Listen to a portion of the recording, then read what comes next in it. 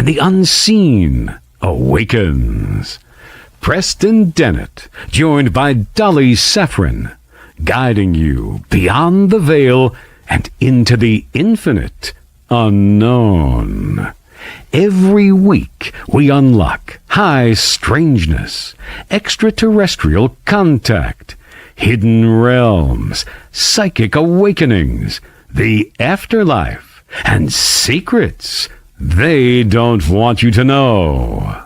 Step through the gate, and if you feel the calling, subscribe to the channel and share it with those ready to awaken. Hello, everyone. Welcome to this week's edition of The Light Gate. We are coming to you live from the beautiful city of New Orleans in Louisiana at the United Public Radio Network at 107.7 FM and the UFO Paranormal Radio Network at 105.3 FM. We are on Facebook, we're on Roku, we are on Rumble, and we are on YouTube. I want to thank our sponsors. Carnation, thank you all very much. We love you guys. You've been with us for a little while now, and we're really enjoying the fact that we got you. Thank you. Okay, Preston, it's a night where we're going to do what we're going to do. Yes, we are. Thank you, Dolly. Thank you, everyone, for joining us for episode 146 of The Light Gate. We have a wonderful guest tonight. It's you. We're doing an open mic night, Q&A. So get your questions in early. We love just having a chat with you guys. Again, it's because of you we do this show. So thank you so much for joining us. Super excited. And what else is going on? Still putting translations in for all of my videos on YouTube. I'm just about done.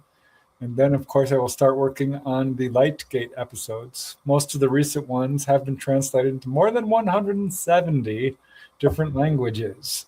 That includes Zulu, Haitian Creole, Sanskrit, all kinds of Swati even. So yeah, if you speak a foreign language, you can absolutely watch this show. We are trying to really reach out to all people on this planet because all people deserve to know the truth. I also have another little bit of exciting news. Certainly for me, I've reached a milestone on my YouTube channel of over 50,000 subscribers. Huge thanks to all of you folks out there. It's because of you.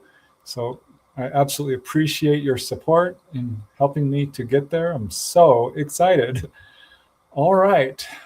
So we're just going to dive right into it. I am going to say a very quick hello to you folks because we love you so much. And then we'll just get started. So please do get your questions in there. We're going to be doing a book giveaway as well. Not yet. I'll let you know how that works the second hour, and that should be all kinds of fun. Giving away 3 copies of Schoolyard UFO Encounters. So that's going to be all kinds of fun, and we'll get to that shortly. But let's see who we got going on here. We have Teresa Levine. Hello, Teresa. Thanks for joining us. Scarlet Fire. We got the Owl Man.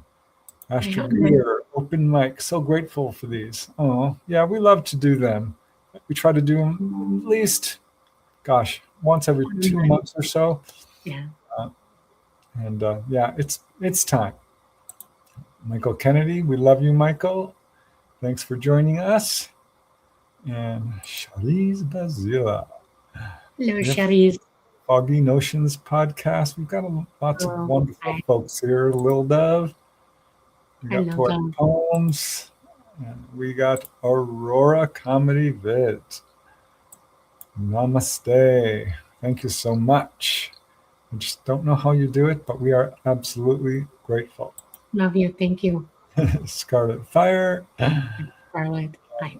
Who else? We got Patsy Foister. Did I already say Patsy? Patsy. Hi. Either way, we love you.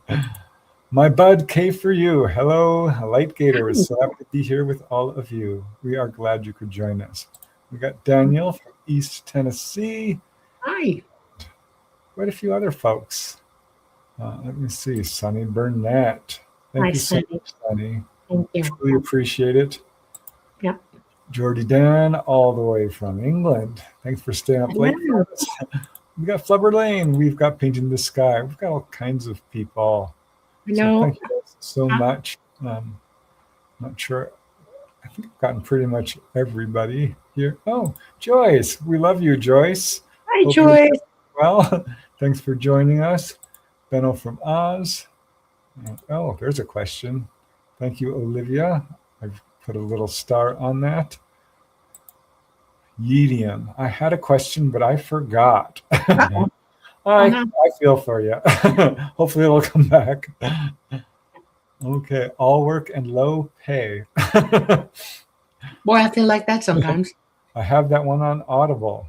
I have no idea how many school cases there are. Well, if you have that book, we can always replace it with another. I've got several choices.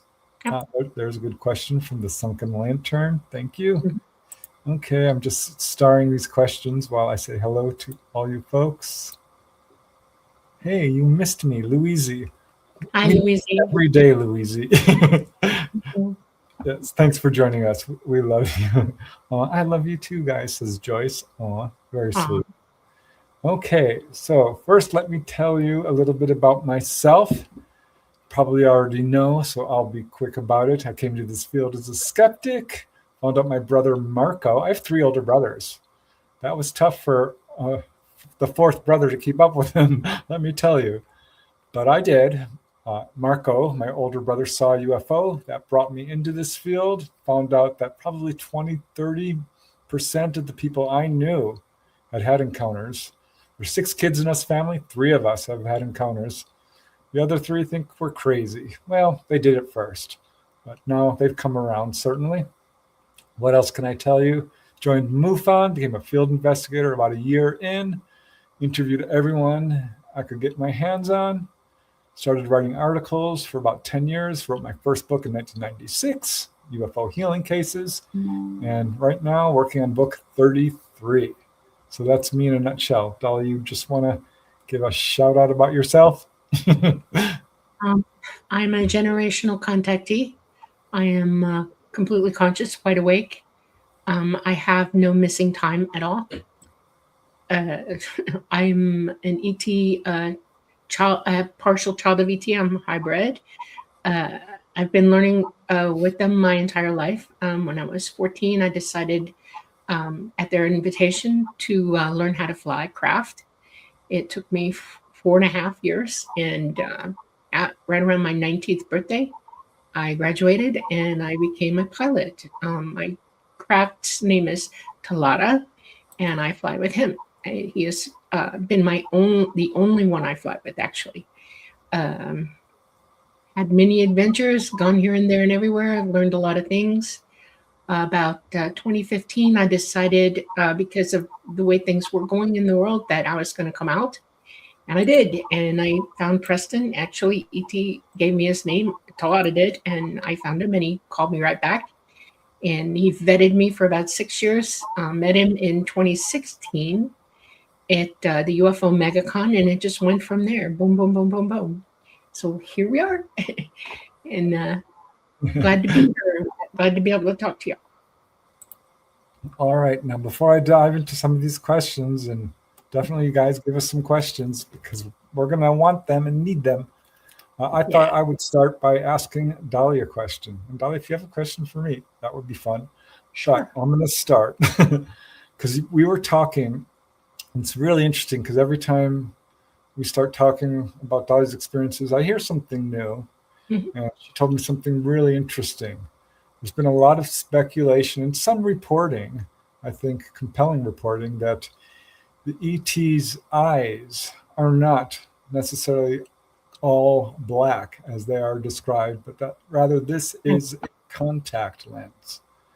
A type of contact, yes. Dolly's confirmed that previously, but then she gave me some new information because I happened to ask her, like, okay, well, how do you put the, I don't like contact lenses. I do have a pair of glasses I use for driving, but the idea of putting something in my eye. So I asked her, how do they do that? Is it easy to take in? Is it easy to put out? Have you worn them? And the answer was pretty interesting. Dolly, can you tell us about these contact lenses? And why are they there? What are they made of? The whole deal. Well, the eyes of the grays and the tall whites and most ETs, because they don't live on this planet with the sun and have the amount of sunlight we have here, the ultraviolet radiation that we have here, their eyes developed a little bit differently. They don't have three color process, they have four in their eyes. And they see ultraviolet light really easily. Their lenses don't have a protective coating on them, where your cataracts would get yicky on you, that lens in your eye. So they see mostly ultraviolet light. They see the full spectrum of color in a way that we don't see it, but ultraviolet's at the top of it. They do see some infrared as well. So what that means is when they come into our solar system, they go blind with the light. It is too bright. It is too bright for me, as a matter of fact. I wish I had lenses on right now. My eyes right now, I'm looking at a very bright light right now. My no, no, I don't like it. So it's a lens. It's not like a contact lens. It doesn't just cover the iris. It covers the entire eyeball from end to end, top to bottom. And they put it in where you come up, and they have a little, it's like a little thing you put up to your face, and you lean forward, and it puts it up on your eye while it holds your eye open, because it goes over your whole eyeball, and it stays there. For the longest we wear them is about 6-7 hours, maybe 8 tops. And then what we do is we take our pinky, okay, and we tap it, and it pulls right out. It sticks to your pinky, and it just it pulls right out, and you trash it. It's recycled. It goes to get usually turned to ash. We can go through, depending on how long you're on board. I've gone through 3 or 4 pairs in a day, because it's easy to like bop your eye on something, or somebody come up to you and brush you, or you want to rub your eye. If you rub your eye, you trash it. It automatically it comes out. So you have to have it. And it is a sort of like a polarization shield, and it literally polarizes your vision so that any beyond ultraviolet, any very, very bright light that comes in that's over and above what their eyes can see or take, to protect the retina. That's why they wear them, and they all wear them. I'm very photophobic. I've always been that way. It's part of my hybridization, and I've never been able to handle bright light my whole life. And so when I would come aboard, they would put a lens on me to protect me. When I started flying, I absolutely fly with a lens on. I look like Children of the Corn with it on. It freaks me out. I never, there's no mirrors on board, and you can't see yourself anywhere. Okay. And I got one of the AI grays to look at me and transmit what I look like to him, to me. And I was shocked. I was like, wow, yeah, I guess I am Children of the Corn for real. It's really creepy to see my face that way. It is. So yeah, they mostly are blue-eyed like we are, like I am, or blue-green-eyed. I actually have a green overlay in my eye. You can't see it unless you get right up to me, and you can see the green in my eye on top of the blue.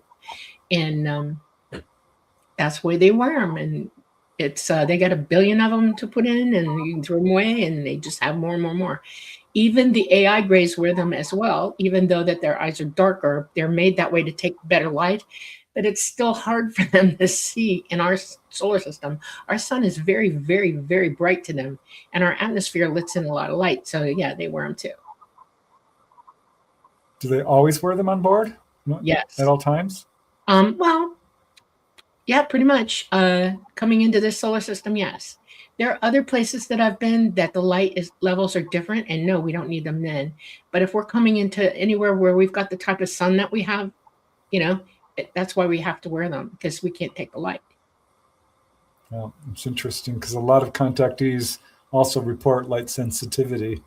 So I wonder if that's because they're also... we're all related to them, and they've been hybridizing with us now for the last couple of centuries. So yeah, it doesn't surprise me. Very cool. All right. So I guess we can get going, unless you thought of a question for me. Oh, well, yes. Well, think about it. No, I don't have to think about it. It's right on the tip of my tongue. Okay, here we go. Oh, no. You have had many more experiences than you've alluded to the public. And it's basically because you still are working through them yourself, and you're trying to get through to what they are. One of them gets to me because I hear you talking about it, but you never, ever, ever mention it. And that is you being on board a craft that went to another place where you actually got to learn some stuff. And I want to hear about that. I want to know what you have to say about it publicly. Well, there's a few of those. Are you talking about the one where I was with a bunch of other guys? Students. Yes, students. Yeah. Okay, there was a couple of those. I think the one you're talking about is one of my favorite. And this came as a dream, but it was different. I studied my dreams. I've written down all my dreams, or I used to. Not currently, I haven't, but I kind of know when a dream is a dream and a dream is a memory. And this one was absolutely different because I found myself in this giant room that I would say is about the size of a school auditorium, so a couple of 100 feet across maybe, and it had a giant vaulted dome ceiling and a very, very smooth, very clean, nothing in there except a bunch of tables that looked like they were formed to the floor. And on each table was a box-like device. And two people were assigned to each table. And there must have been about 50 or 60 of us. All guys, all young men. I had hair back then, so I know this. I was quite young when this happened, so probably my mid-20s. I'm thinking this is probably the incident where I had missing time in July of 1992, which would have made me 27 years old. So I'm guessing that's when it's from. But at any rate, we were all being taught about how there are different energy sources. And this is what I perceived as a sort of free energy device. It wasn't. But I'm still trying to pull exactly what they were explaining it to me about, because I was more in awe of like where I was at. And the first thing I did was kind of look under it to see like, where is it plugged in? Of course, it's not plugged in. And I don't remember much other than that, except to say that at some point, the lesson was over and I never got a clear look at who was teaching us, but they were off to the side. I shouldn't say that. I don't remember looking at them, but lesson was over and they brought us all to the edge of the room and they opened it up. And when I say they opened it up, it's like it was not there. It's not like there's a glass window you're looking out of. It's like it's not there. And there's a balcony that you actually go out on. So it was like looking, standing on a cliff edge in outer space. And it showed us the Milky Way. And we've all seen pictures of the Milky Way, but I can tell you haven't seen what it's like in real life until you have, because that was so beautiful. And this is what I think allowed me to remember it, because it was such a stunning sight that it was unforgettable. I mean, you could not imagine how beautiful that is. So clear, unlike anything you've ever seen on Earth. That was absolutely amazing. That was one of my best experiences. I've counted them up. There's probably like 20 of those kinds of experiences. So I'm slowly stitching together all of that. Yeah, that was a good one. Thanks, Dolly. Yeah, welcome. Okay. Okay, so I guess we'll start with the questions. Preston's going to do all the reading tonight. I was at the eye doctor today and my eyes are still heavily dilated. So if I look weird, it's because of that. So. All right, we'll start with Michael Kennedy. This is a little bit open-ended, Michael. I'm not sure how to approach this. Question is, Preston and Dolly, can you both do a current events topic touch? I'm very interested to see what you both think. What both of you think. Current events in what regard, Michael? Gosh. I have a lot of opinions about that. Okay. I mean, current events in terms of the UFO subject. What was the most recent one? I don't know. You'll have to give me a little bit more specificity, Michael, for me to really touch on that. But I'll think about it. You got any ideas, Dolly? I think that everybody's worried about AI. I want to touch on what that means. Even Elon Musk. Elon Musk is being questioned a lot lately about AI and what he thinks about it and if it's worrying him at all. And he does worry about it. He's absolutely admitted to that. And there's a lot of out there about how are we going to handle AI taking over so much and what jobs would be available. And Elon Musk actually touched on this. He said, if you're a plumber, a tradesman, a pilot, a ship's captain, things like that, jobs that are hands-on that need direct human intervention to run them or do them, very physical things, that's probably your best bet to get into, like an airplane mechanic or a train mechanic or, an auto mechanic or a big machine mechanic, industrial mechanic, things like that. Also plumbers, also house builders, things like that. Those are the trades that humanity needs to think more about getting into. They pay really well, those trades. And but office jobs and exec jobs are going to be vanishing rapidly, and they already are. I'm not so sure about the world of fast food. I want to disagree in a lot of ways about this, because you can mechanize a farm, but you can't, or a restaurant or whatever.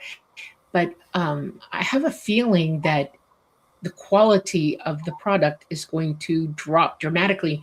And I think we're already seeing that in mechanized farming as it is now. Farming is not way more technical than it was when I was a kid. And we're starting to suffer the problems coming from that. And I think that AI, we have to start drawing lines where AI is concerned and fighting back against what the leader heads are saying we should let happen. I think that we need to, as a society, become more involved worldwide with saying, no, we draw a line here. You're not going to do this. I think that's what Elon Musk, by saying what laws or rules can we put in place to keep AI from taking completely over. So that's a very current thing right now. So Michael says, I'm more interested in what both of you have been excited about recently about the UFO phenomenon and its entirety. I think probably for me, one of the most interesting developments is that this subject has become unprecedented in its popularity. This is a subject that is breaking into the mainstream in a way I never thought it would before. So I think that's really good news, because that means that more people are thinking about this, more people are taking it seriously, which gives us a much greater chance towards getting to the truth of things. I heard there was a recent Pentagon budget check, and they still can't account for most of the money they're spending, because we know where that's probably going, to reverse engineering and things like this, because this subject is the highest part of the top of their list. So I think that's probably the most exciting development, is that this subject is going to become increasingly popular and increasingly more seriously taken, I think. So we'll see. But I still don't trust our government when it comes to this. So these congressional hearings that we've had over the past few years, and I'm sure there's more coming up. I am not that interested in what they have to say until they're more truthful and transparent with this subject. Show us the Edwards Air Force Base landing footage. Gordon Cooper, the astronaut, saw the footage. He was there when it happened. Show us that. Admit to the truth of the Capitol flyover in 1952. Admit to Roswell. Show us more than a blurry dot of footage. Show us something that's not reverse engineered and it's an actual ET craft, because most of what they've shown is probably not even ET. So I am concerned about how it's rolling out, but more and more people interested in this subject will bring increasing pressure on it. So to me, that's the most exciting thing. I'm side-eye all the way through all of this, okay? There's a couple of reasons why. Number one, ET are not here right now. They bugged out. That is a fact. Whether you all know it or not, it's very, very true. They're not here. The governments that are on the ground here, and the back engineering and the alternate government that is in effect worldwide, is got complete control over every situation you could possibly imagine. almost like a cartel. And you're not being told the truth, and you're not going to be told the truth. And I think that it's important for us to understand that if you realize you're aware enough to know that this is a real subject and this really exists, to do the research yourself, to find out how much you can. You're not going to find it from them. The only people that are going to be able to give you any information are contactees, people who have left the government on purpose and are deliberately going to tell without being what's called a whistleblower, tell you the truth. And there are a lot of them on paper and in books already, that you could read. Buy as many books on this subject pre 1980 that you can find. Read all the people who were researching this beforehand. Oh, it's one of my favorites that you should read. Read.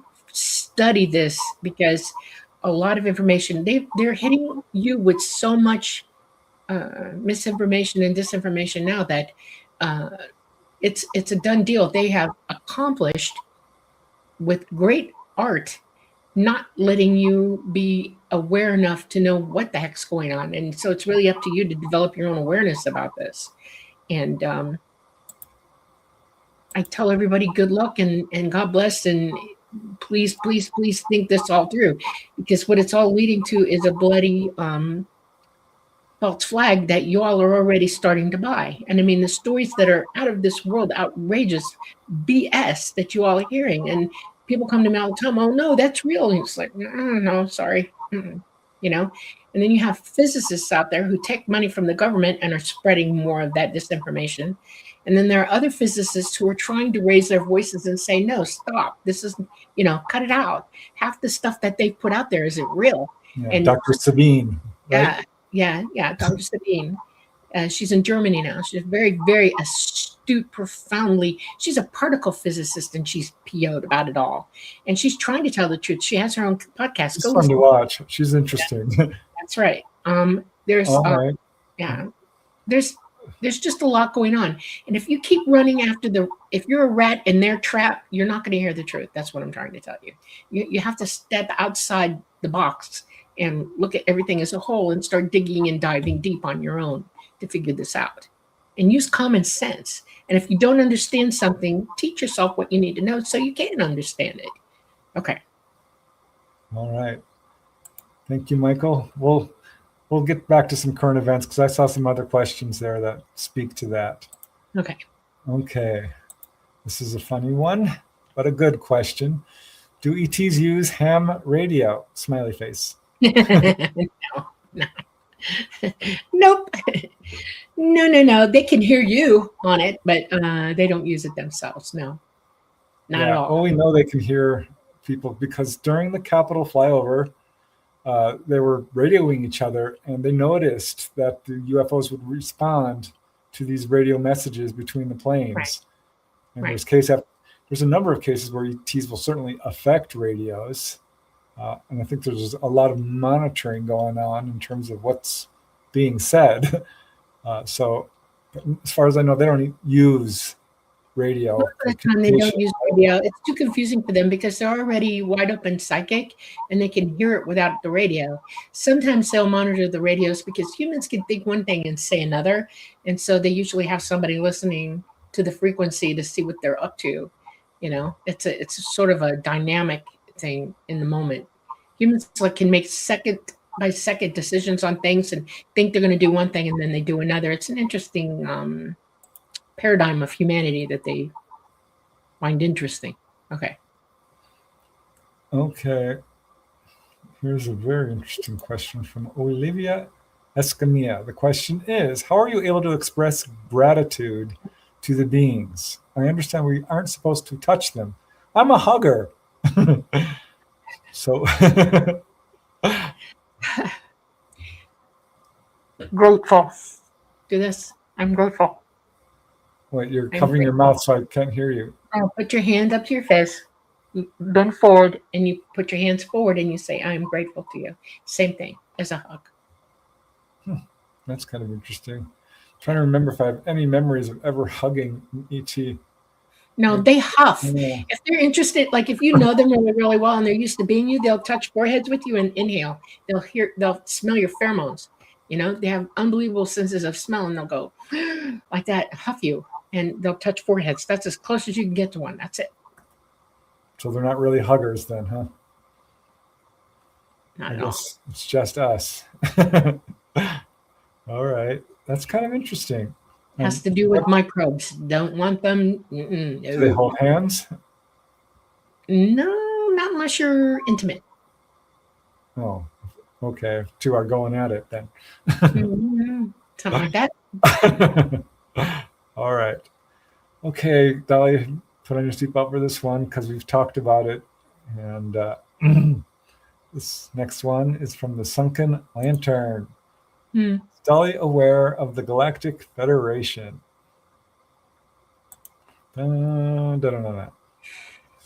We've talked about this. Humanity likes to paradolize everything or anthropomorphize things. Okay, if we're thinking it's happening, we put it on everybody else. No, they have no Galactic Federation. There is no federation. That is a word that we use for us and how we think about how government should be. They don't have a government. There are no governments. They have consensus. Whitley Strieber liked to call it communion. And everybody hears everybody. They're wide open psychic. They do bow to the knowledge of elders. Okay. If they have, like, if there is a reason to consult anybody, they'll consult an elder, somebody who has elevated more knowledge and experience than they have to help them walk through it. They'll be in consensus with them. They'll ask the question and then they'll all work it out together. But no, they do not have a government. They don't have a federation, not of any kind. We thought that up, not that. Yeah, no money. There are a few contactees out there who put this forth. And honestly, if you look at their entire story, there's definitely raises some eyebrows for me, I will say. You want to know what I really think about this, about why humans did this? When you're before, years and years and years ago, like let's go back to the 50s and the 40s when this is all starting to come about. What we see, we're working from our perspective, okay, for our understanding. And when we see them acting a certain way in our minds, we're thinking, okay, it's got to be this. And so we give it that name so that we can try to work with it or be comfortable with it. And so we accuse them of having a galactic federation when that's nothing of the sort, not at all. Unless you're 100% educated in everything to know about them that there is, it's really easy to put on them things that they're not really doing. And we've done that. And that's what people do. They overlay their own belief systems onto everything they perceive. Right.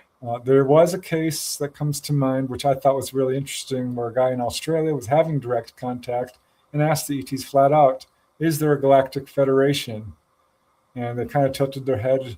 They said, well, from your perspective, you might call it that, but no, we don't have that. I just said that. Yeah. So, it's all on us. It's the way we think, not that.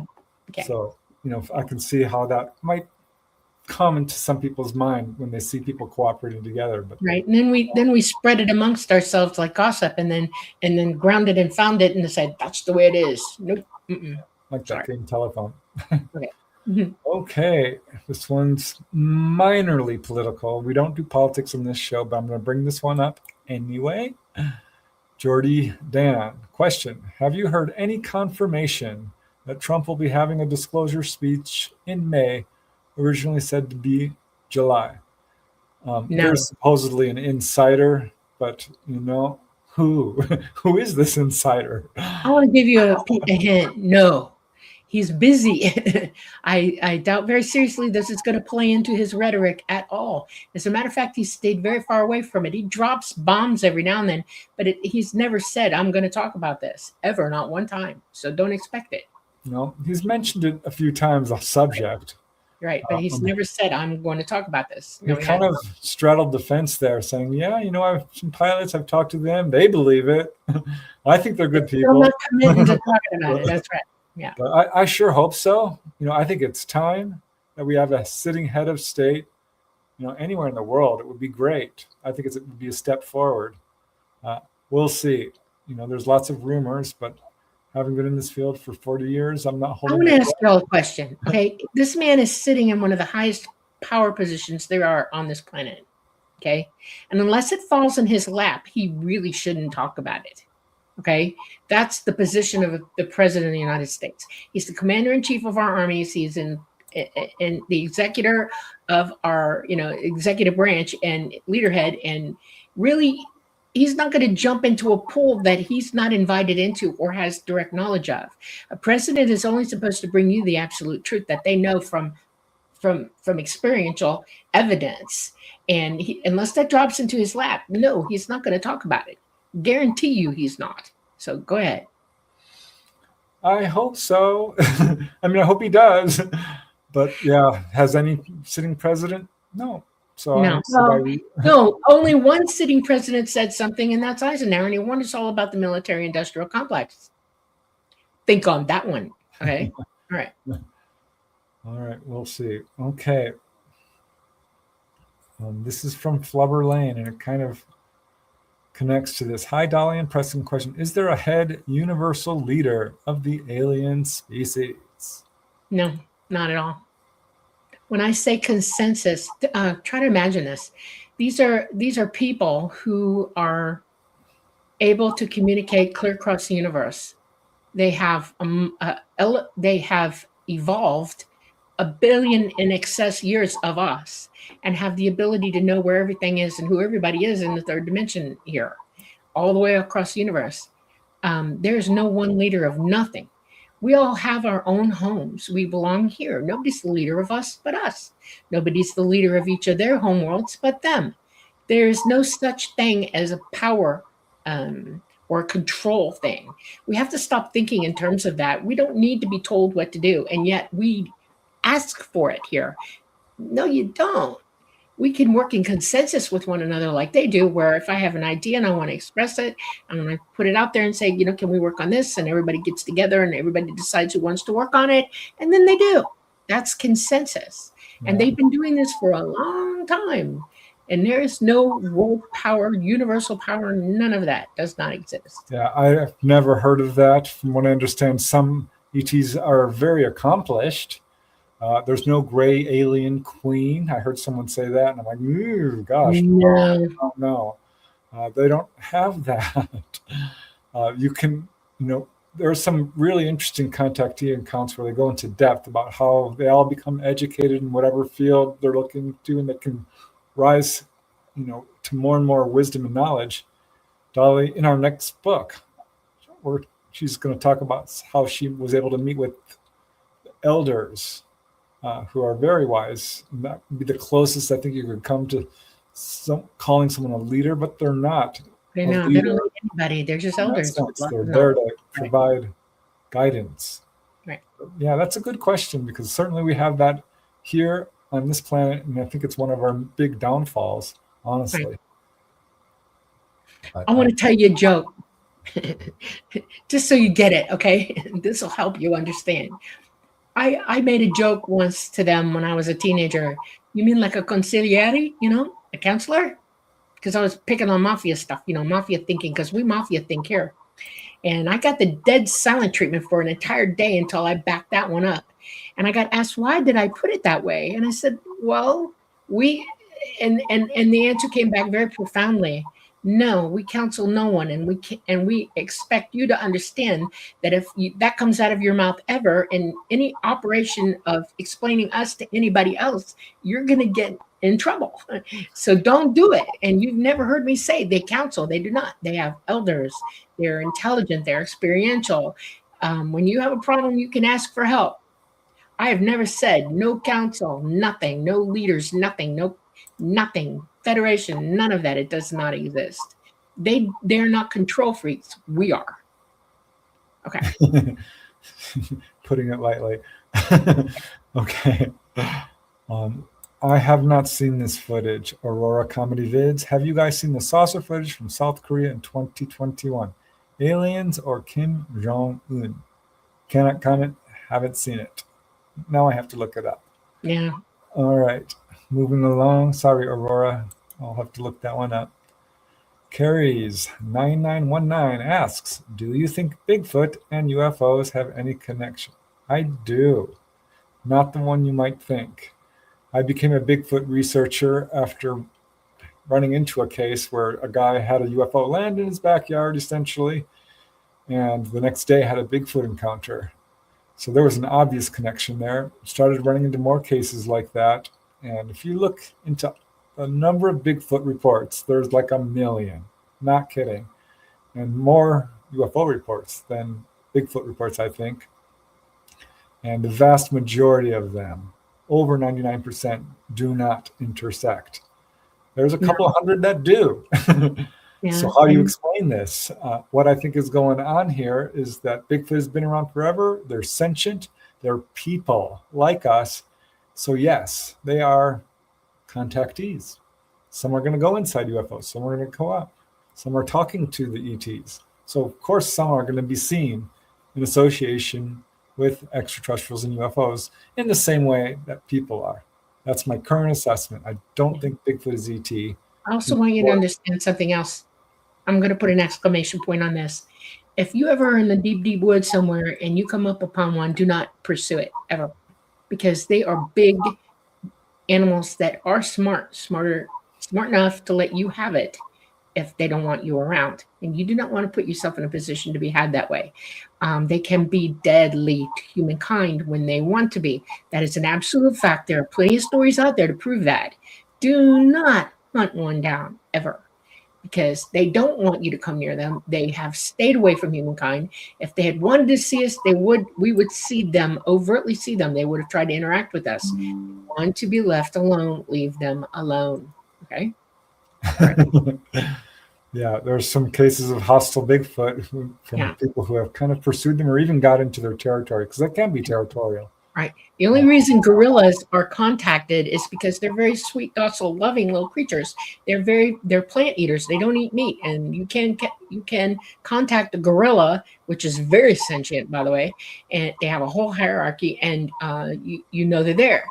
This is not an animal like us that wants to be contacted, and they're smart enough to stay away from you. Don't chase them around. Don't. Okay. All right. Thank you, Carries. That was fun. All right. This I did see. This is from Gage Edward 2613. Did you guys hear Obama admit aliens are real? It was an interesting interview. I saw some clips from it. And he's a free person. He's allowed to say what he knows. Yeah, he skirted a bit around the issue, but it was funny when he talked about, they asked him a question, and then he gave a sort of coy answer, quickly grabbed his coffee cup and hit his face in it. I'm like, that's a kind of interesting reaction. He has NDAs, I'm quite sure, but if he's trying to tell you they exist, let's do it. Go ahead. Yeah, I feel he probably knows more than perhaps the average president. Perhaps he was more in the loop with the military-industrial complex. Because just because you're president doesn't mean you are part of that cabal, right? So to speak. Right, they'll tell you what they want you to know. Yeah. But yeah, it was interesting to hear him talk about it. I wish if he would spill all the beans instead of just giving us one or two. If he wants to stand up like a contactee and open his mouth, I would love to hear it. Let him come to one of our things and have at it. Let him come to the podcast and talk about it. He's invited. Okay. We all have a voice. We should use our voice. So, why not? Okay. Thanks, guys, for delivering on the questions. They're lined up here. This awesome. Next one is an interesting one from Burns S, UT3DC. The question is, any quick tips for discerning when someone is being truthful about their UFO experience? That's a good one. Yeah. Think like a detective. If information changes over the course of an hour, where if you're taking notes and that they said this and then suddenly they're saying something else an hour down the road, you need to question that. You also need to question date, time, place, who, what, where, when, and why. In other words, you should be very careful about what you let somebody tell you. Don't let them talk at you. Be proactive and question them about their experience and carefully take down what they say. If you have to chart it or record it or whatever. We all act like gossip is gospel, and it is not. Okay. And you're a detective, just like the rest of us. You make up your mind whether it's truthful or not. You can discern the truth, but you have to know how to listen and how to observe what they're saying and pay attention to what they say. Hear them, and then you'll know. That's how you know. Yeah, I think you have to be very careful because people do lie.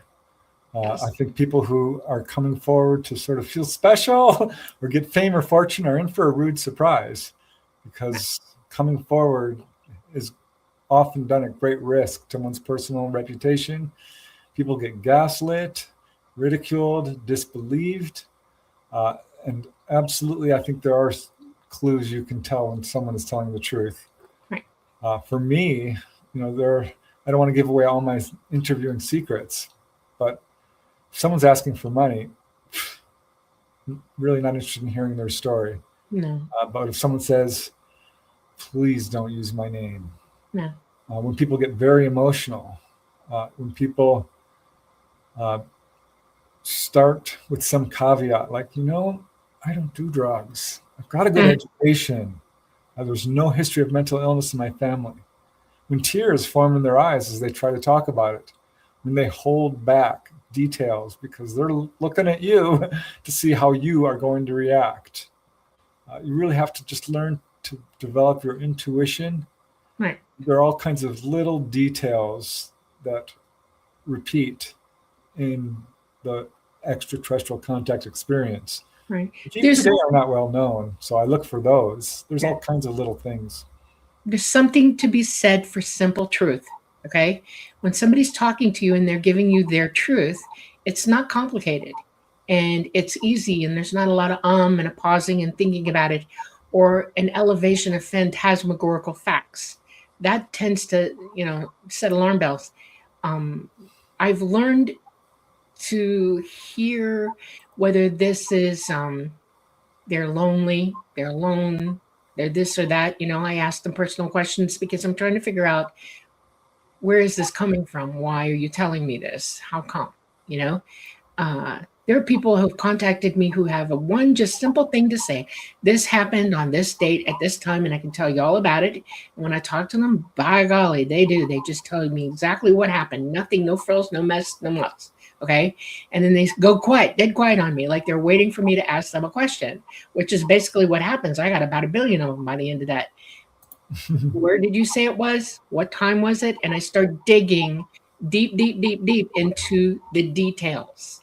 Okay. And if the details are there and quantified, and they have some proofs, like they wrote it down, or they have a neighbor who's a witness and they can remember the times and things like that. These are the things that you look for in truth. So try that. All right. Good question, Burns. Thank you. Okay, Aurora Comedy Vids. This is kind of an interesting comment, which deserves a comment back. I was disappointed to hear Greys are bio-robots. I was hoping they were their own race. They are. They're their own ethnicity.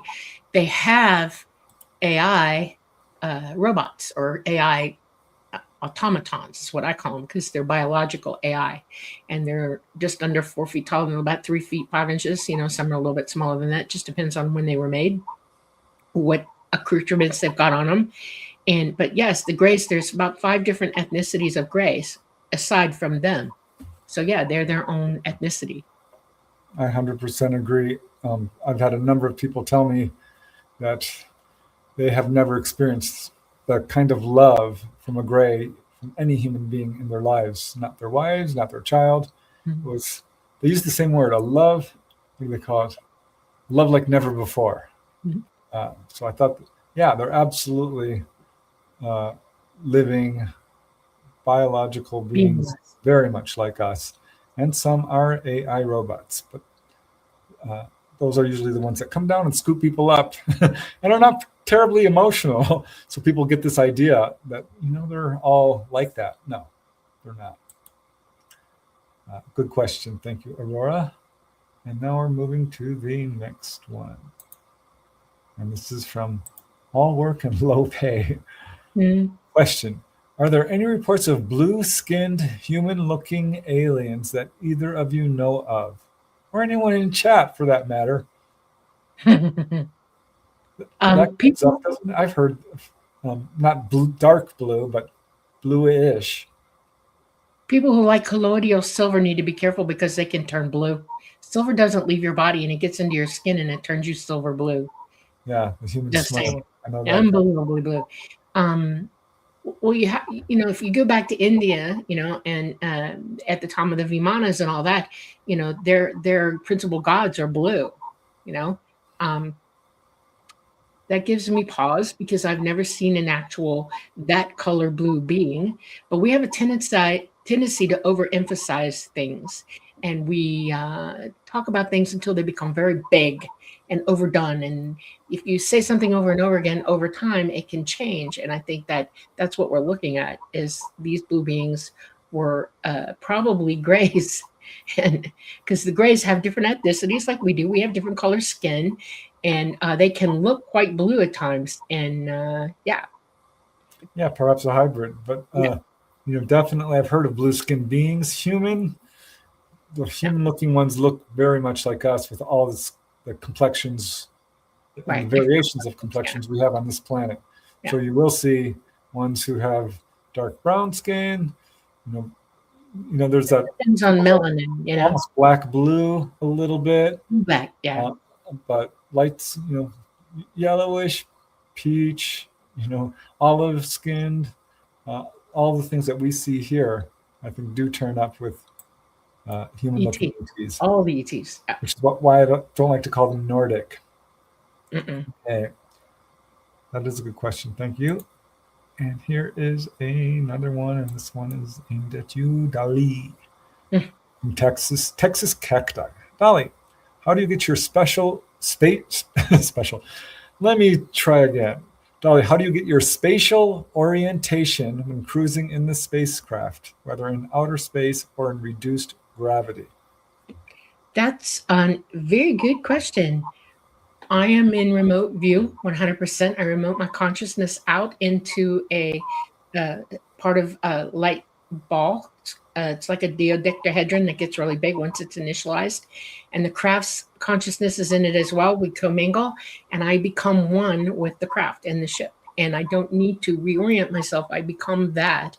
And it's as natural to me as being, while I'm talking to you now. It's my state of existence while I'm in that phase of consciousness. And so it's really easy. And when I come out of it, I'm just fine, no problem. So, but that's how it works. Yeah, it's interesting because people will be taken on board and they look out the window and they're shocked to see that they're already way out in deep space. They don't feel a darn thing. Right, well, they're inside a graviton wave bubble. Yeah, and, which kind of speaks to that. It's not exactly the question, but all right. Now, before I pop up the next question, I do have an announcement.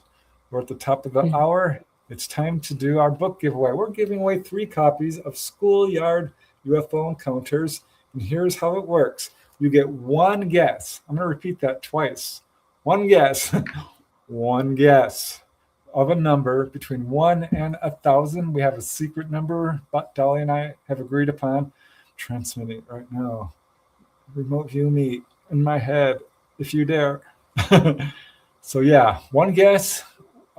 That this closes at the end of the show, about 10 minutes before. So get your guess in. One number between 1 and 1,000. 3 closest guesses get a signed copy of Schoolyard UFO Encounters. If you already have it, I'm certainly happy to provide you with another copy of one of my books.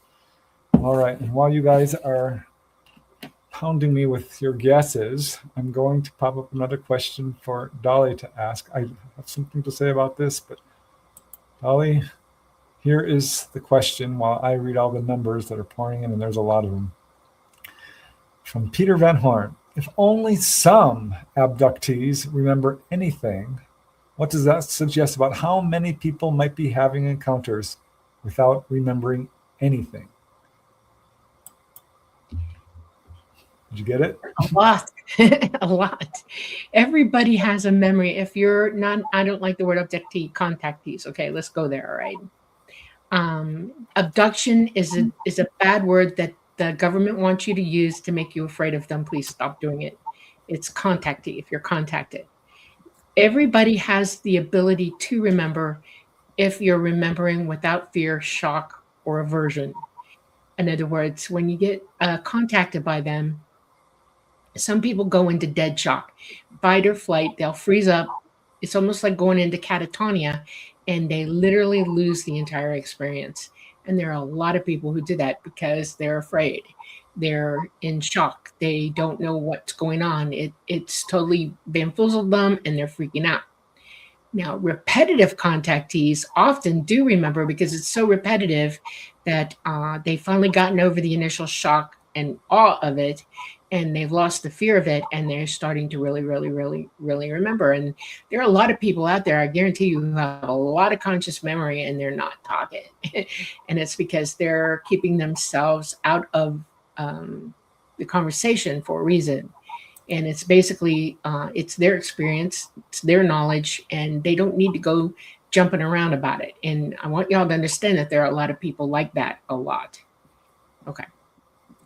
And it's more than you know. I mean, we're talking, ET knows every single human being that's born on this planet. And you have been contacted from at least once from birth, once from midlife, teenagerhood, and then once from adult life. And they just keep up with everybody. There's so many of them, you have no idea. And their abilities are so excelled, or, they just know who you are. And it's amazing. What I would say to everybody is this: why don't you want to remember? Why don't you want to learn to lose your fear? Why don't you want to realize that they really do exist and that they're brothers and sisters to us? And learn to, when you do see them, open your mouth and ask them questions. I can guarantee you on board, it's very rare for anybody to open their mouth and say, okay, why am I here? What's going on? What are you doing? Everybody's just sort of like, and watching. And it's annoying as heck for me because it's like, you got nothing to say about this? Nothing? No, they're terrified. And I wish they'd calm down about it and just say, hey, what are we doing here? Can I look out? Can I go here? Can I go there? They'll do it. They'll help you to remember if you want to. Think about that. Instead of watching Friday Night Frights, turn it off. Start thinking about what conversation you would have with them if you could remember seeing them. What would you ask? Dream about that. Intend for that to actually occur. If you learn how to OBE or use your consciousness to go out and amongst the ether and everywhere, ask a question, ask the all-mind a question, like you pray, people pray, ask God questions, same thing, ask the all-mind, it's what ET refers to God. They'll answer you, but you got to be willing to hear the answer and not overlay it with a bunch of coming from your brain, You always want to know everything. We want to be told everything, but we don't want to listen to what it means or what it says. Think about that. And it might help y'all out a lot. It might actually give you some foundation to work toward elevating yourself to being able to use your abilities and things like that. Yeah, it's a lot more than people think, even within the UFO community, that's for sure. Yeah. And I've talked to a number of contactees who feel exactly what Dolly is saying, that pretty much everybody has had some level of contact. Sorry, I'm trying so hard to keep up with these numbers. That's okay. This comes up a lot. I want to talk about something real quick. Everybody asks me about their propulsion systems. They do not use propulsion in any way, shape, or form. Propulsing means that you've got an engine that sucks air in, atmosphere in, and shoots it out the tailpipe so that you propulse along that stream of air being heated up and being concentrated at the tailpipe so that it pushes you forward. That is not how it works for them. they use anti-grav technology, the light technology, graviton wave technology, and it's all electrical. It's light, and it creates many different things. And I want to talk on one of them because people are trying to figure out what this is and what that is, and I'm just going to go straight into it. Okay, there are dead places in space, where there's absolutely nothing, and I say, "Oh, anti-gravity. What is that? Dark matter." Nope. That is a graviton wave bubble that's in space. It's huge. It's an electrical graviton wave bubble, and it is so powerful that it bends light around it. So all you see is reflected space that only shows you nothing inside and everything outside of it. And people go crazy when they see it. It's like, well, look at this. It's almost like you see this universe and it's, or a galaxy, and it's compressed like this, and it's got an open end down here and down here, and these two huge bubbles of nothing. That is a graviton wave bubble. And it is the same kind of graviton wave that ET creates with electricity to create a bubble of graviton wave around them, and it seals you in space-time. In other words, you go outside the third dimension, you go outside of space-time, and you're held in stasis in a protective environment where nothing can touch you. They use several layers of it.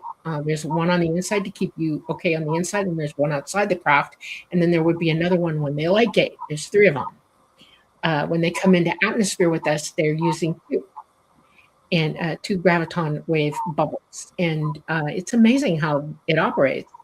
The reason that Lazar and everybody else thought it would be antimatter is because it's really hard when you get a bunch of physicists going, well, it has to be antimatter because what else could it be? It's light. It's electrical. All light is electrical. And they need to learn that at the basis of everything, it's light, proton light. And we're all connected by it. It's just because you can't see it doesn't mean it's not there. And heavy, heavy graviton waves bend light to the point that you can't see what's behind it. That's why you see black holes as a singularity, because you can't see inside it. You can only see what's whirling around it energetically.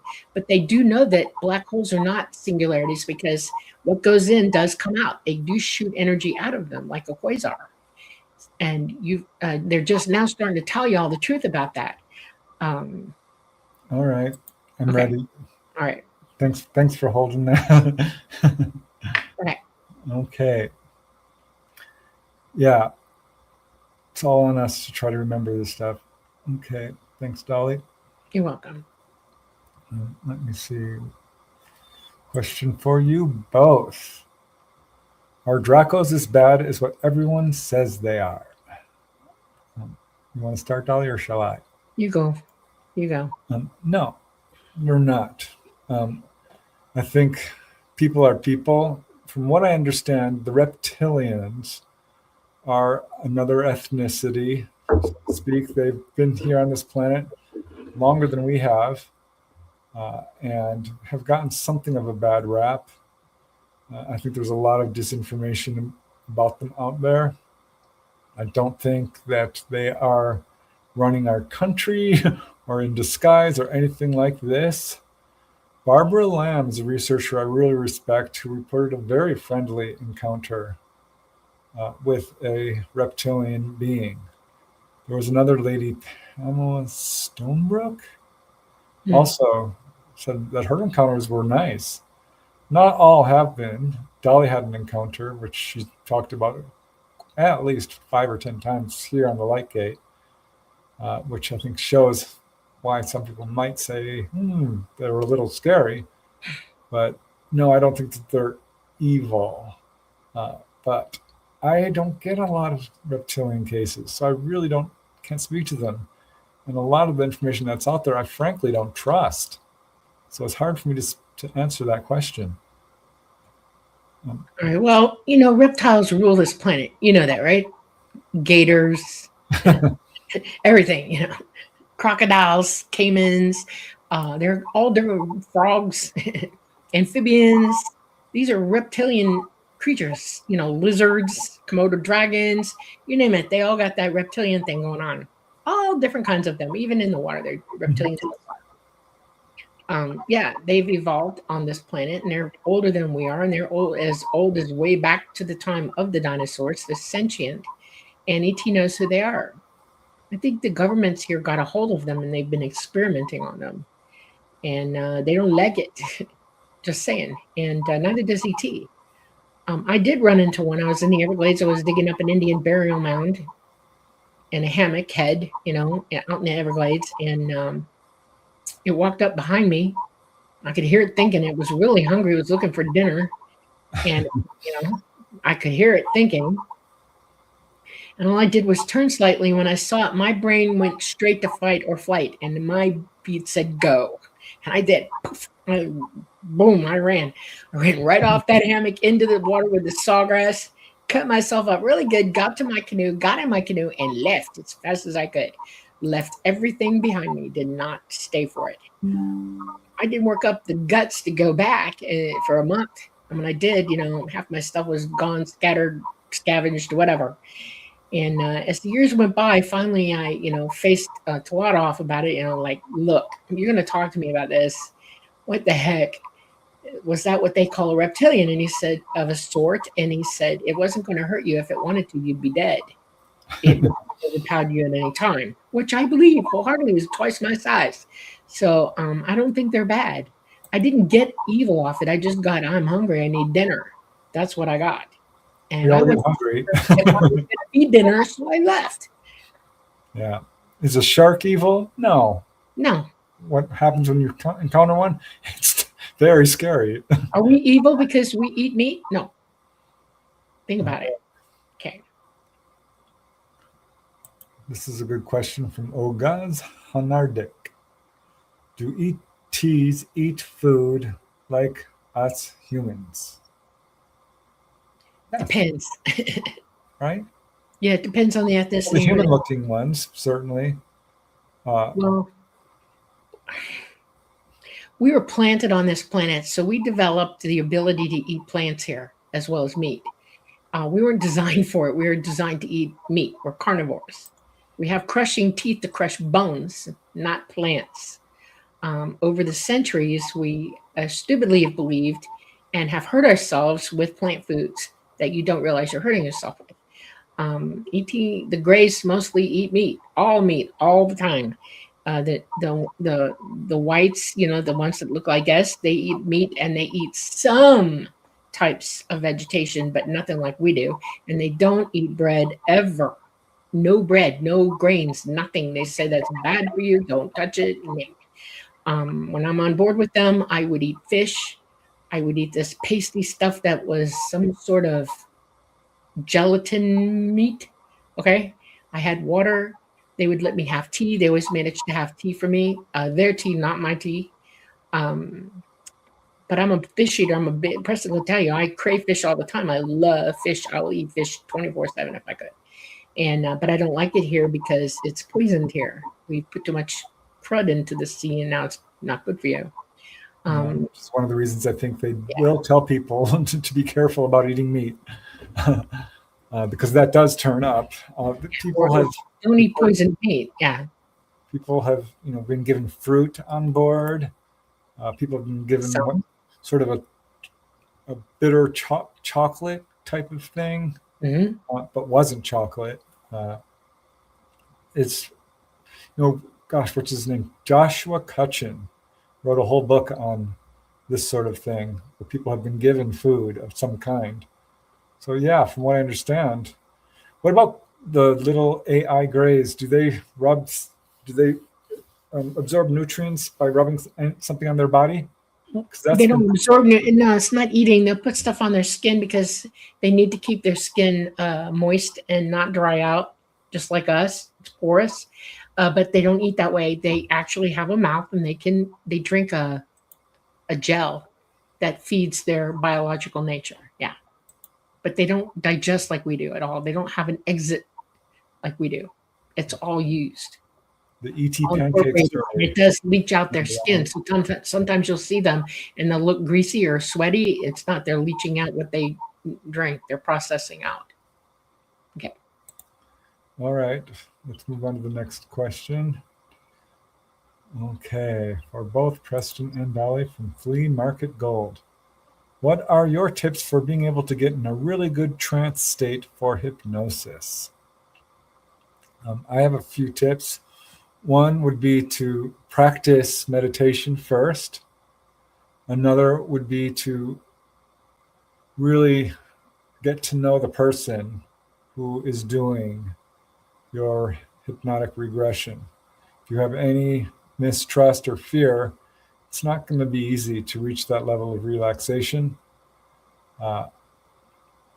If you know, it's all about, I think, fear, honestly. If you are really wanting to recover your memories and you're still scared of what you might uncover, it might be difficult for you because there's part of you that's saying, oh, I don't want to know.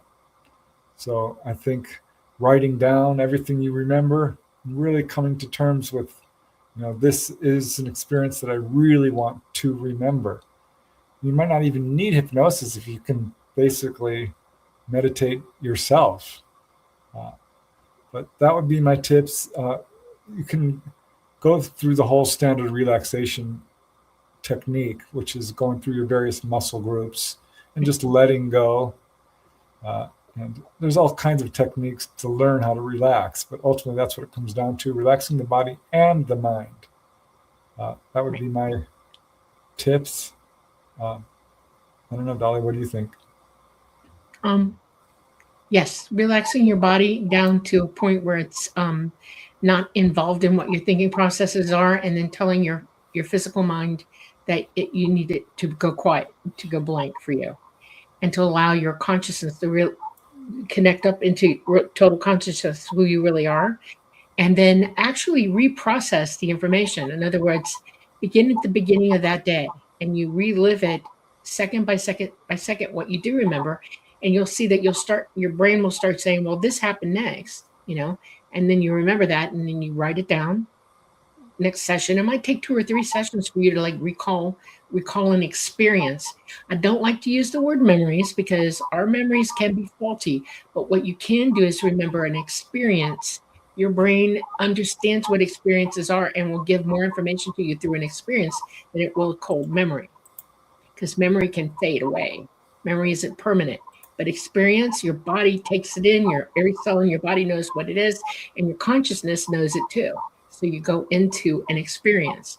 So like if I was going to do it, and I want to remember the day that I was 14, I sat down very quietly. It was dark, sunk to the floor, literally in the bathroom, locked the door.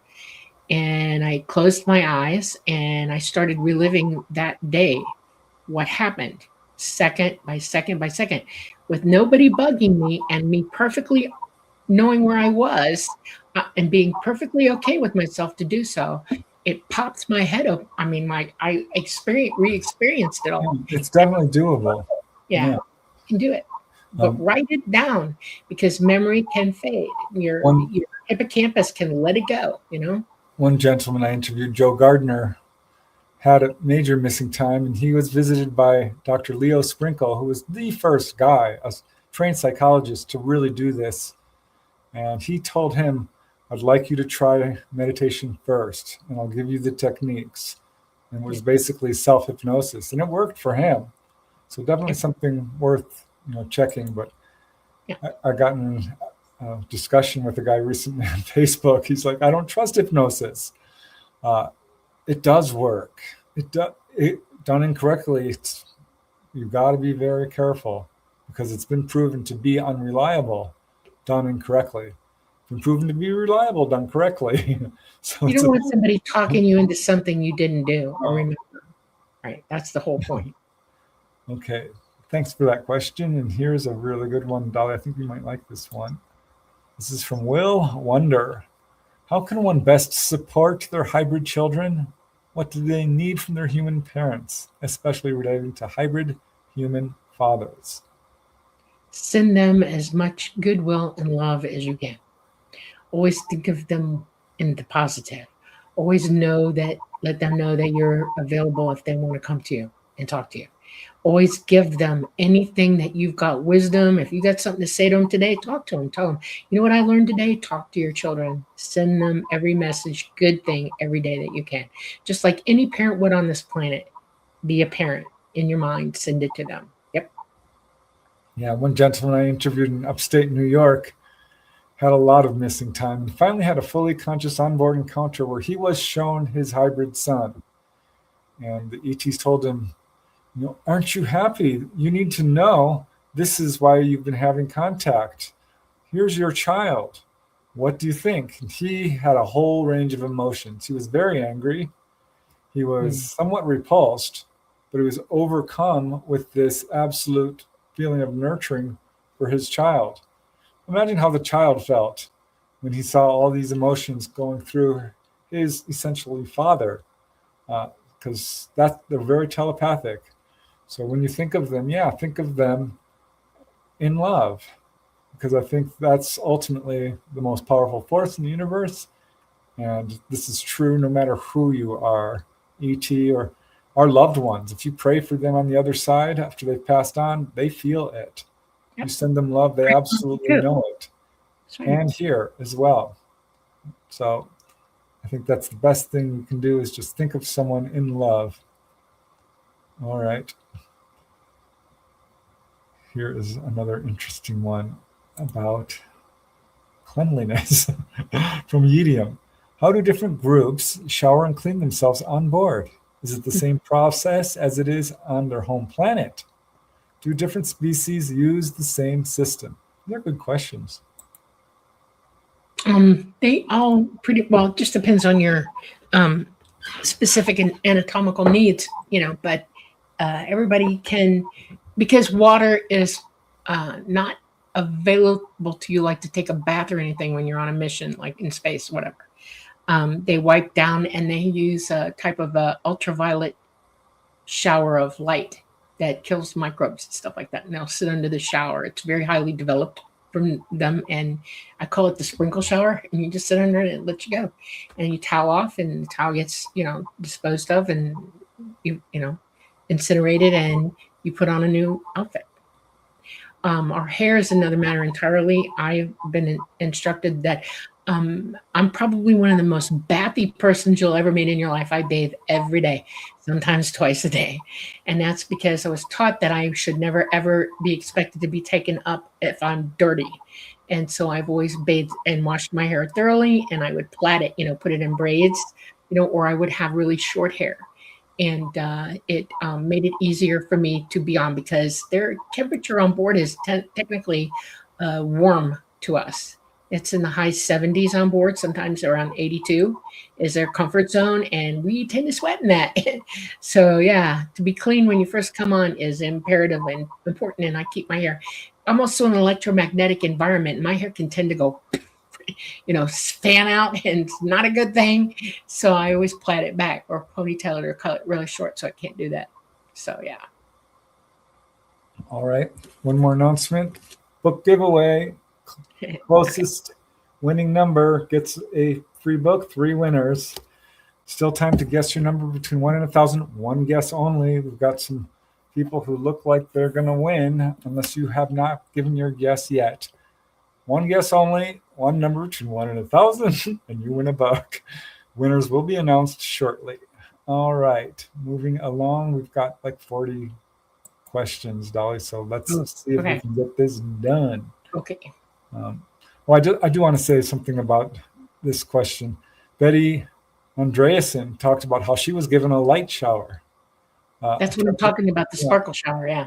Another guy, Don Anderson, said the same darn thing. He asked them what that was, and they tilted their head and said, soap. So, I thought that was interesting. I heard that and microbial soap, that's right, yeah. Okay. Flea Market Gold question for both Preston and Dolly. What do you think the orangish orbs are I see so regularly? They always show up the same time in the same place. You would know better than anybody, Flea Market Gold. This is your experience. My suggestion to you would be to really meditate on it, reach out telepathically to it, investigate from a scientific angle. Are you near a military base? Is there any sound? Near an electric conduit, that kind of thing, yeah. Do they have hard edges? Are they soft edged? How are they moving? How close do they get to you? Record all of these details down. Do your research on this sort of thing. It could be spiritual, could be ET, could be reverse engineered. So it's very hard to say without more information. But my guess would fall into one of those three categories. Seem regularly, huh? That's interesting to me. I don't know. I need more information to really get a more solid. I need to know where you live, what kind of house you got. I mean, there's a billion questions I want to ask you. So if you ever want to have a long conversation one day, let us know. Okay. Okay. I'm going to answer this one at least first. 888 out there wants to know, does the CIA have control over MUFON? No, not necessarily. Are they aware of it? Obviously. The intelligence agencies take the subject incredibly seriously. And I have yet to see any civilian UFO group that hasn't been what I would call infiltrated. So they're 100% aware of everything that's going on. Privacy is an illusion. APRO was really the first group of any size, and they were absolutely infiltrated and observed by the CIA. Is it controlled by them? I'm not sure I'm ready to go that far. But I do find it curious that part of the bloody Pentagon. Figure it out. Yeah. Go ahead. I'm nervous about it because this subject is very hard to move forward. And I support MUFON. I think there's lovely people, particularly in the state chapters. They've had some high turnover in terms of the head position there. And some you can trace them. They will talk about it. Oh, yeah, I was in military intelligence. You were? Okay. That raises an eyebrow for me. But, NICAP, they had troubles with military intelligence. MUFON, its membership needs to grow much more quickly than it is, I think. The subject is still kind of stalled. We should be moving much more forward, I guess, than we are. So take that for what it might mean. Don't worry about them. They worry about themselves. Okay. Doesn't matter what they anyway. Okay. I'm going to go have to look at some of these other numbers. It looks like we got some more guesses coming in. But this question from Michael Kennedy. Question: do ETs and all non-human intelligence worship other gods? If they just worship God as an all-mind, what made it? What predated God? Do all aliens have religion? So I guess it's just ultimately, it's not a religion. They don't quote have religion. They understand the universe in a way that we do not yet. So it's hard to explain this, but God to them, they call the all mind. And that's because we're all components within the mind of the all mind. And we are connected, like the saying, you are me, I am you, we are all one. We're all one inside the mind of the all mind, and we have autonomy. And that is to say that we're able to think of ourselves on our own, and we think independently of it, but we're still connected to it. That's how you can communicate with it, and it can communicate with you. There is a broader picture, I was taught, when I started thinking about this stuff, I was taught that there's a macro universe and a micro universe. And in all of this, there are patterns of existence that have rules, and let's all go back to electricity. It's all electric. And, people want to talk about multiverses. Well, I wouldn't think of it that way exactly. Our universe is in a bubble, and it's got its rules, okay? And other universes would be in a bubble too. And how are we all connected? We're connected by conduit electricity. Like we have a brain, and we have bubbles of electricity in our brain. We have nodes and electrons and firing pins and all kinds of stuff going on. Well, think about the entire macro existence of multi-universes living like a brain together, and each bubble is its own universe, and it can communicate back and forth. There's a lot to learn about this or to understand about it, but until everybody here can understand what the math would be, the maths for that, I wouldn't try to explain it to you. There's no point, but I will tell you that it is electric, it is light, and we're all in it together. And yes, they know that we are a part of a greater thing than ourselves. And the idea that we're coming here and learning in this dimension is to elevate our abilities, our consciousness, our wisdom, our knowledge, to be able to converse or have open conversations with the rest of our all mind, to get in there. What happens when you reach the same level as the entirety of the all mind? What happens to you next? That remains to be seen. These are all questions that we could ask if you start to understand what the reality of all this really is. So. All right. Still have like 40 questions, so let's go quickly. I'll give you 3 minutes for this one, Dolly. Or more if you need it. Fine. This is from Fun Talks TV. I like this question. What other different animals are there out there? Ooh. Well, I have to tell you one that lives here that's from out there is giraffes. They did not come from here. Not at all. They got put here with us. Hey, have fun with this. We have some examples of that around where you look at it and you go, where did that come from? How come it can live here like this? Octopus, platypus. Platypus, yeah. Octopus, yes. We're a diverse planet, and we have a lot of stuff here that comes from out there as well, and yet we all living together here, and it's like it's a big educative tool for us to explore and understand that we are not alone. This didn't originate here. What are you talking about, Darwin? What?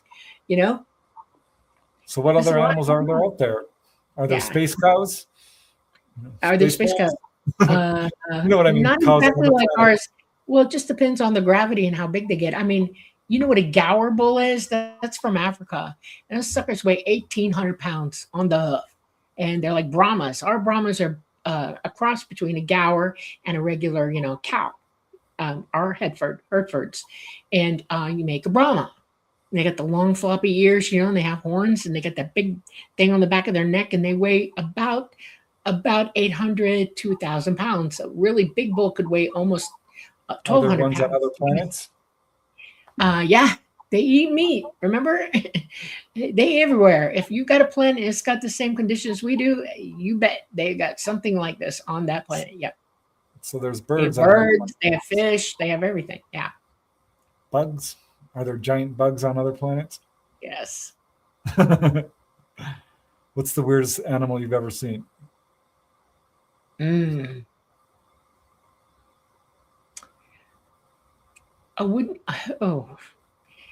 an animal that you can't see, but it's there until it wants you to see it.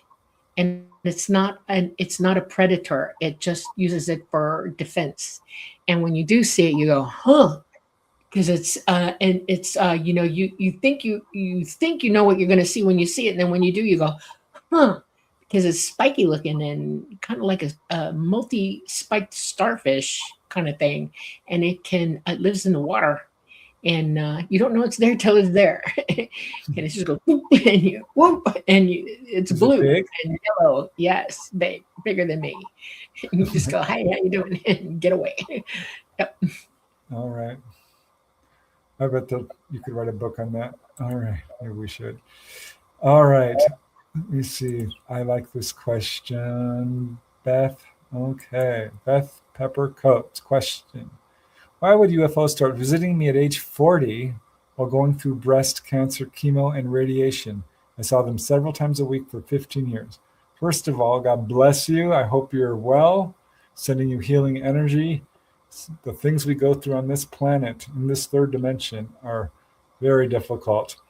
ETs show up when people are going through a time in their life. I've got case after case of people who've had an encounter on their birthday. That happened to me. When they've had a divorce, when they've had a messy breakup, when they've had a child, when they reached a point of having a spiritual breakthrough, when they suddenly remember their encounters. There's all these reasons. And when they're having a devastating illness, they will come and help people through that.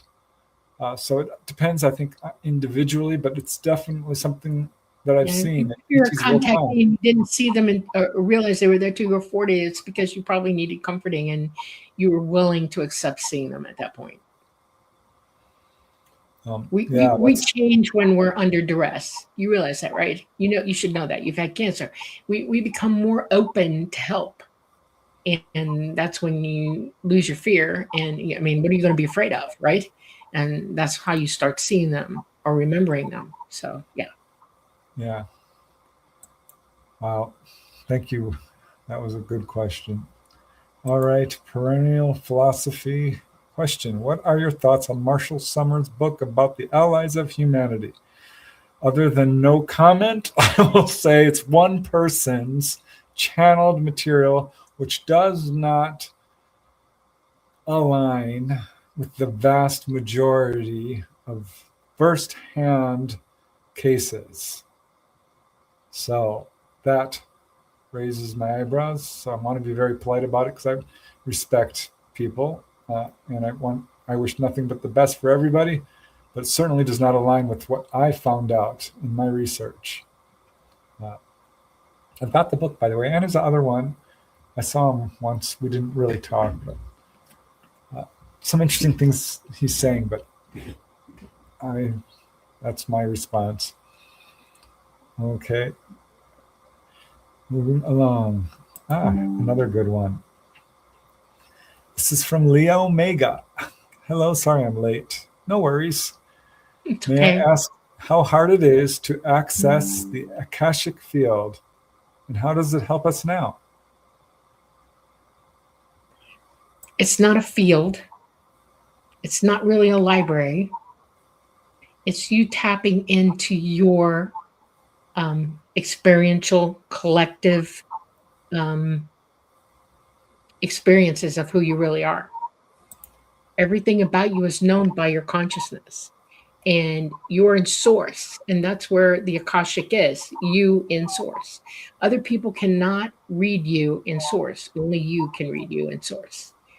And so you have to learn how to do that. And that would be to meditate, learn to OBE, very gently start experiencing with getting toward you in source and allowing yourself to experience what you already know. That's what you do. Yeah, I think it's intent, desire, courage, educating yourself, applied knowledge. If you can learn how to do astral projection, you are halfway there. I was probably doing it for about, 10 or 15 years before I finally just really set that intent and did it. And it was the coolest experience ever. So I would certainly encourage people to do it. I will say that I wouldn't necessarily look to someone else to get this knowledge. You are the one who has access to your Akashic record. I want to put it to you on a very, very bottom. Everybody can get this, okay? You're your own person. You're your own entity. You have your own abilities, okay? Only you can really heal yourself. And you can't go around blaming everything and every experience you've ever had as to why you're messed up and that's why you're going to stay that way. No, that's not how this works. If you're not connected to yourself, rightly connected to yourself, and you know who you are and what you're all about, you can take care of you. Healthcare on this planet is very, very, very, very dubious and sometimes sinister because we should not tell people what to do to heal. You can't do that. All I can do is tell you these simple things. You have a mind, a physical mind that's habitual. And if you want to break the habit, you have to build a better one to replace it. You. Okay? Me. We're all responsible for ourselves. If we all worried about taking care of ourselves and helping and healing ourselves before we try to do anything for anybody else, we'd all be a lot better off because we wouldn't let crazy go out into the universe like we do. There is no excuse for you telling somebody, I'm all messed up and I'm all bent up and I can't get in, and I'm going to treat you really crappy because of that. Excuse me? I'm not going to talk to you anymore if you're going to act like that. Bye-bye. See you. Woo-woo. Get away from me. because I'm busy taking care of myself and healing myself, and I'm coming at you with love. And if you're not going to do it in a loving way, bye. And that's what we all need to learn how to do. Nobody can tell you what your memories are, what your experiences are. Your Akashic knowledge is you, your consciousness, and it's in source. And for somebody to tell you this is what you have to do, da da da da da, no, go within to go without. That saying is valid 100% of the time, all day long. Know all that is knowable about yourself and then proceed. This is the greatest gift that we can give each other, is to tell each other the bloody truth and tell it in love. And I'm telling you in love. I love you enough to tell you that you are a wonderful, beautiful being. You have everything going for you. And all you have to do is tap into it at will. That's all you have to do. I love that. Okay. Thank you. I got nerfed. Really appreciate it. Thank you. So I am going to just pop this question up real quick, which is asking about me. You have a very even-keeled temperament. Would you say you've evolved to this accomplishment, or have you always been this way? Oh, which no, I evolved. I used to cry when I was a boy. I was a crybaby. I was. But, when my mom passed away when I was 19 years old, that really woke me up, because I was living in absolute terror and fear, and decided this is ridiculous. I found out there were liars on this planet. There was corruption. There was a cover-up. So that really set me to working hard on myself and discovering my own personal power and trying to become a very good person and conquering yourself. And Dolly talks about this as well. This is one of the reasons she's been able to do so well with the ETs, because she's worked really hard on that. I can't stress that enough. If you can conquer other worlds, but you will never go anywhere until you conquer yourself. Yeah, I'm still working on it. I get mad. You bet I do. But, we're all human. We are all here to experience all the emotions, okay? Joy, shock, fever, pain, all of it. Anything that can cause an emotion in you, you're here to experience it. How you work your way through it is up to you, okay?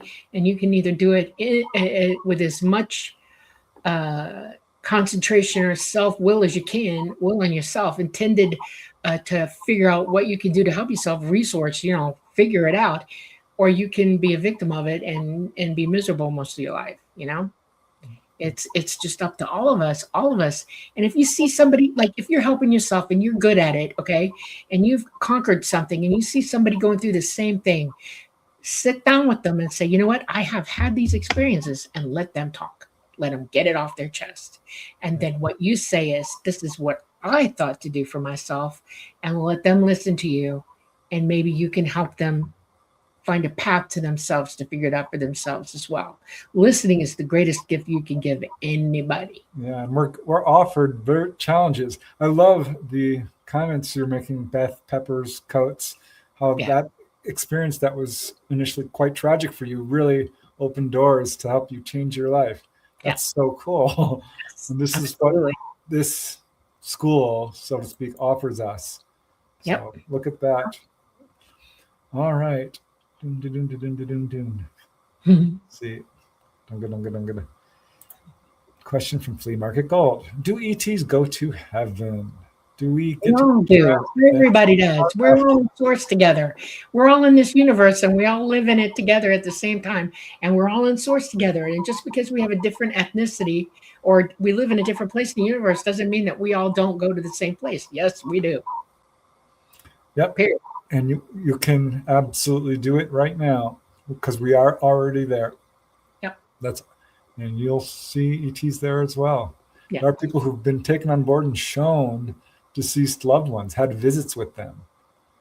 So, all right.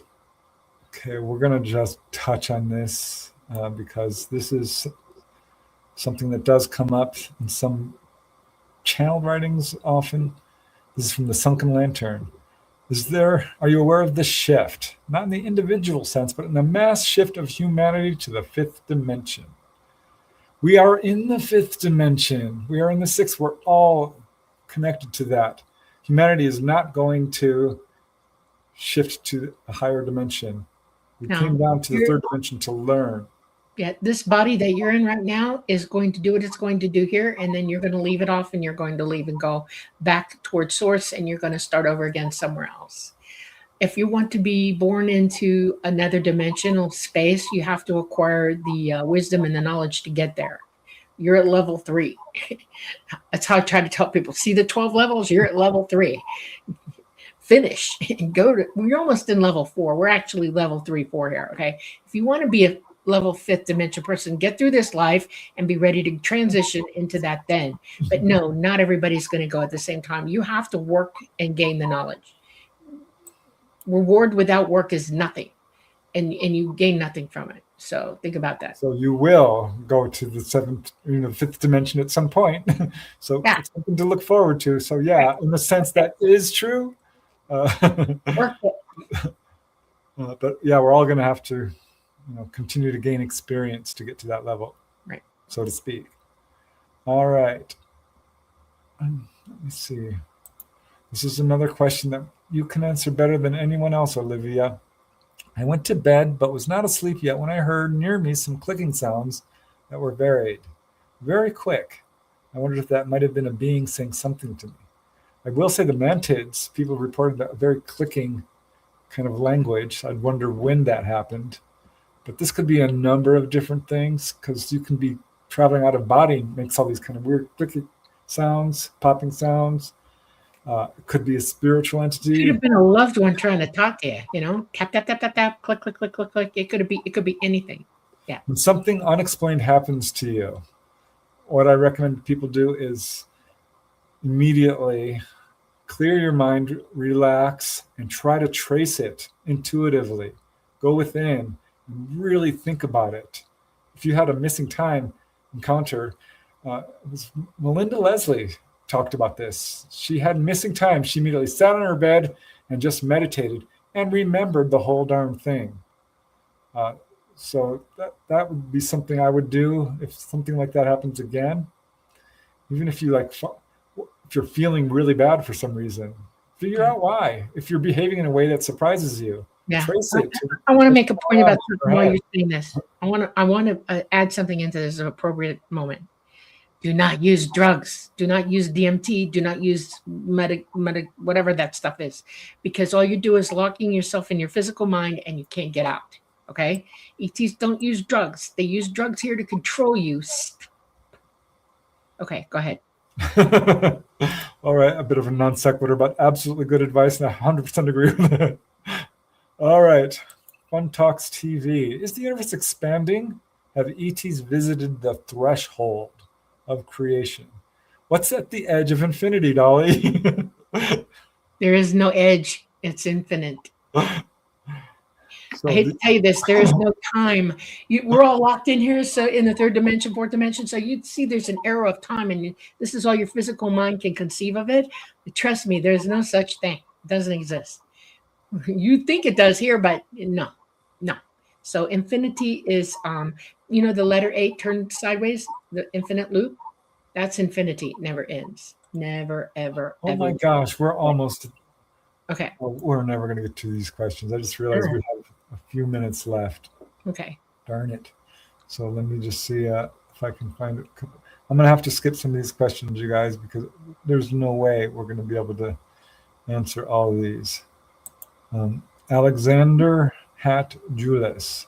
Are OBEs and NHI connected? Please stop using that word. NHI. Non-human intelligence is a construct of the people here who want you to think that ETs are bad and different from you. They are not. They're as human as we are. That our biological template is throughout the entire universe. They're just different ethnicities. We all have the same DNA. It just dials up differently. No such thing as non-human intelligence. Please erase that from your vocabulary. Stop it. We all have the same mind. We are all sentient beings. We all have bodies and we all have DNA, and we are most certainly all human unless you're a vegetable, okay? Just don't worry about it. We're the same, exactly the same. What's the rest of the question? And are OBEs and NHI connected? OBEs are connected to everything. You're connected to everything. If you find a way to OBE from your body, out of body, you are swimming in it, baby. Go for it. It's all connected, all of it. Okay. All right. Just got a few more time for a few more questions. Astrid Reuter, do ETs wear clothes for modesty or for practical reasons? Practical. If it's too bloody cold, trust me, they're putting something on, okay? They're not superhuman. They get cold. They'll put clothes on. And yes, it's All practical. right. Okay. I agree. Are ET newborns and hybrids born with fully developed mental capacity? Or do they learn like babies? They're in a body that is a baby body that they have to learn to control. And their consciousness is very aware, and they are extremely advanced that way, yes. I was very aware when I was born as an infant. I remember being born. I remember all of it. And I remember thinking, look, I've got 5 toes. Freak me out. So, yeah. All right. I think we're going to have to close it up here. We're at 5 minutes before the hour. Let me see. Is there any last one I can stick in here? Oh gosh, no, we really should probably just, here, one last one, why not? Why do you think ETs tell specific people about future events? Like your consciousness is able to talk to them, okay? When they're talking to you telepathically, they know everything about you. And if you have a concern or worry about something or something that you're going on about or something that you probably need protection from or to be warned about, they will tell you because they expect you to do something about it. Research it yourself. They're giving you a challenge. Think this one through. All right. So now it's time to let you all know who won the contest. And I tried to make stars, but let me see. The secret number was 614. So it looks like Holistic MD came closest, 616. Again, our secret number was 614. I believe the other closest one was, let me see. Gosh, I tried to mark it down. 647, Joe Monica. And AM 730 guessed 621. So that was just 7 off. And that's the one I tried to put a star next to, but I don't see it here. So yeah, it's 621 AM 730, 647 Joe Monica, and 616 Holistic MD. So what we want you to do is write email to Preston at prestonufo@gmail.com and say, we need your address so that we can mail the book to you post haste. So if you do that tonight, we will love you forever. Make it easy on everybody. And we'll get it out to you as fast as we can. We don't have a mailbox. We have to go to a post office where we have a box and we do all our stuff. And we'll bring it out to you as fast as we get that address. So prestonufo@gmail.com. Yeah. Okay. And thanks, guys. If you feel like, wait, you skipped my number was closer, let me know. Because, it's hard for me to go back and reread the comments, yeah. But I do my best. So, yeah, definitely email me. There's my email on the ticker tape below, prestonufo@gmail.com. If you've had the book, Schoolyard UFO Encounters, you can certainly ask me for another one. Thanks so much, you guys. This was so much fun. I wish we could just stay forever, but we absolutely adore that you could spend your day with us, your evening, if it may be. Namaste, Sunny Burnett, all of you guys who donated as well. Special thanks to you guys. It means a lot. We love you dearly. Love you. Thank you. All right, we better get going because we're now pushing. We have 1 minute to get out of here. All right. Thank you, everyone, for visiting us on the Light Gate on this Monday night. I hope you all are well and happy and warm and have everything you need in this life. We love you very much. See you next week. We are coming to you live from the beautiful city of New Orleans in Louisiana at the United Public Radio Network at 107.7 FM and the UFO Paranormal Radio Network at 105.3 FM on the Gulf Coast. We're on Facebook, we're on Roku, we're on Rumble, and we're on YouTube. All right, everybody. Mwah. Later. Thank you, Joe.